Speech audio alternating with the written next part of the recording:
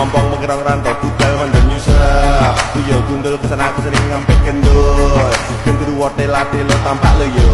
Selangkau jalannya miring-miring doyong belum selesai menaku nong cinong. Ropak moyo terguling ke Bengawan Solo. Tengah irama alunan nong cinong. Hai guys, kami dari kelompok 1 akan menganalisis dan mengamati karakteristik sampah dan sumbernya. Oke guys, di sini saya sedang berada di sekitaran kantin dan di sini ada contoh sampah dari sampah yang berjenis sampah organik. Sampah ini bisa didaur ulang menjadi pupuk Dan bersumber dari pepohonan yang ada di sekitar lapangan utama dan lalu dikumpulkan di sekitaran kantin. A few minutes later, 1 hour later, 24 hours later, 1 week later, 1 eternity later. Halo guys, kita sedang berada di lokasi kedua, yaitu lokasi di dekat gerbang ya guys ya. Ya, dan di sini ada jenis sampah organik dan anorganik yang bersumber dari pepohonan yang ini. di sana ya guys ya, bisa kita lihat. Bismillahirrahmanirrahim. Assalamualaikum warahmatullahi wabarakatuh. Waalaikumsalam warahmatullahi wabarakatuh. Di sini kami akan menjelaskan tentang pengolahan sampah di lingkungan sekolah. Sebelumnya izin memperkenalkan diri. Kalian udah pada tahu ya, kalau penonton belum pada tahu. Saya sendiri Devi Rasyawati dan ini ada teman-teman saya, boleh memperkenalkan namanya. Saya Rika Rafika. Saya Estia. Saya Iskamina. Saya Nazir. Kami akan menjelaskan hasil proyek yang sudah kami dapatkan, yaitu pengolahan sampah di lingkungan sekolah. Sebelumnya kami juga mencatat dan mengamati bagaimana kebersihan di lingkungan sekolah dan karakteristik juga sumber sampah itu dari mana. Materi yang pertama dalam pengolahan sampah ada alat dan bahan yang akan disampaikan oleh Restia. Alat dan bahan yang dibutuhkan yaitu ember, golok, karung, tali rapia, dan tongkat pengaduk. Bahan yang dibutuhkan adalah nasi basi, terus daun dan rumput yang sudah kering, terus air. Materi yang kedua akan disampaikan oleh Najril, yaitu tentang tahapan-tahapan bagaimana membuat pupuk dari daun dan rumput kering. Langkah pertama, letakkan satu karung dan daun dan rumput yang sudah terkumpul ke area tanah. Yang kedua, campurkan nasi basi ke dalam satu ember air, lalu aduk hingga merata. Yang ketiga, siram air dan nasi basi yang sudah larut ke daun dan rumput kering. Selanjutnya akan dilanjutkan oleh Iis. Jika sudah lembab, masukkan kembali daun dan rumput ke dalam karung. Sisa campuran air dan nasi yang masih ada dapat disiramkan semua ke dalam karung hingga habis. Keenam, ikat karung dengan tali rapia secara kencang dan simpan pupuk di tempat yang gelap serta diamkan selama 1 minggu. Baik, yang materi yang ketiga akan disampaikan oleh saya sendiri, yaitu biaya yang yaitu tentang alokasi waktu yang dibutuhkan untuk membuat pupuk kurang lebih 1 bulan. Ketika sudah seminggu, pupuk tersebut didiamkan dan akan berubah menjadi warna hitam. Lalu yang minggu kedua ulangi seperti tahapan-tahapan di atas yang 6 tadi. Lalu minggu ketiga pupuk akan berubah warna menjadi hitam dan teksturnya berubah menjadi serbuk. Dan yang keempat, pupuk bisa diaplikasikan langsung ke tanaman tersebut. Selanjutnya ada biaya untuk pemakaian pupuk, akan dijelaskan oleh Najwa. Biaya yang dibutuhkan untuk membuat kira-kira 10.000 untuk membeli tali rapia dan karung. Karena alat dan bahan yang dibuat sudah ada, dan apabila alat dan bahan tersebut tidak ada, maka biaya yang dibutuhkan kira-kira sebanyak Rp70.000 untuk membeli golok, ember, dan karung.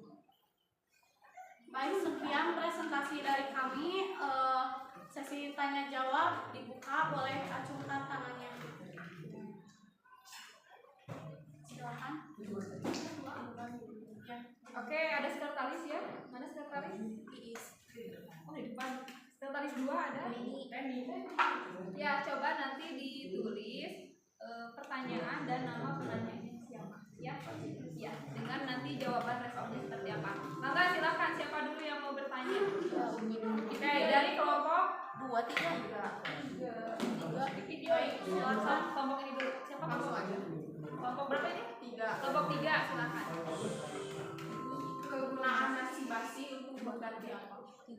Izin menjawab. Jadi dalam membuat pupuk kan nasi basi bisa pakai tanah. Nah itu teh membuat pupuk bisa pakai nasi basi ataupun pakai tanah. Jadi itu nasi basi teh mengganti dari tanah. Apabila tanah nggak ada bisa pakai nasi basi. Ya sama-sama. Ada lagi yang mau bertanya? Ya, saya Alia dari kelompok 6 ingin bertanya, kan dari ada alat dan bahan ada golok, itu fungsi golok teh buat apa? Izin menjawab ya Alia? Iya. Jadi fungsi golok itu untuk memotong atau Mencacah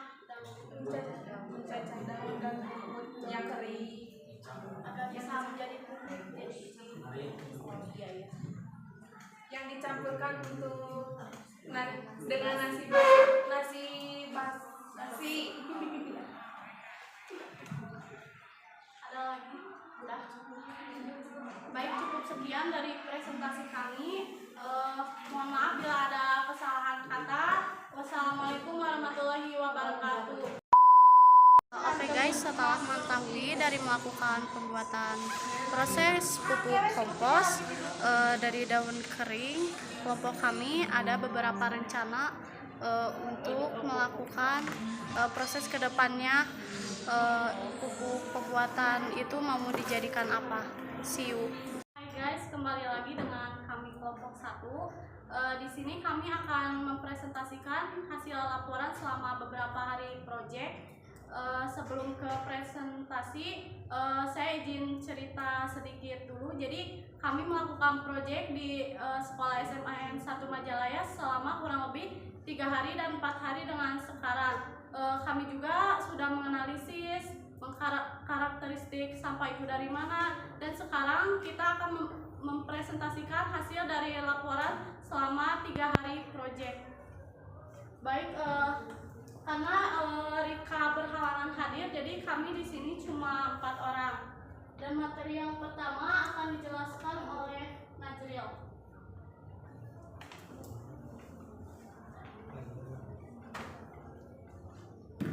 Laporan kegiatan proyek pengelolaan sampah organik.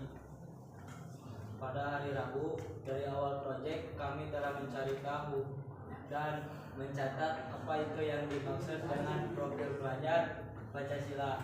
Setelah itu kami mencari tahu cara mengatasi, mengelola, dan menganalisis sampah secara langsung di lingkungan sekolah. Dan pada hari keduanya, hari Kamis, kami melakukan pengamatan, meneliti, dan mencari tahu karakteristik sampah seperti apa, bagaimana cara menanggulangi sampah, merencanakan pengelolaan sampah organik dan daun dan rumput yang akan dijadikan pupuk, sampai ke presentasi dari hasil pengerjaan tersebut dan mereview hasil presentasi dari kelompok lain. Baik, yang materi kedua akan dilanjutkan oleh Inis. Di hari ketiga kami sekelas melakukan praktek di lapangan, setelah itu membuat laporan tentang kegiatan membuat pupuk tersebut.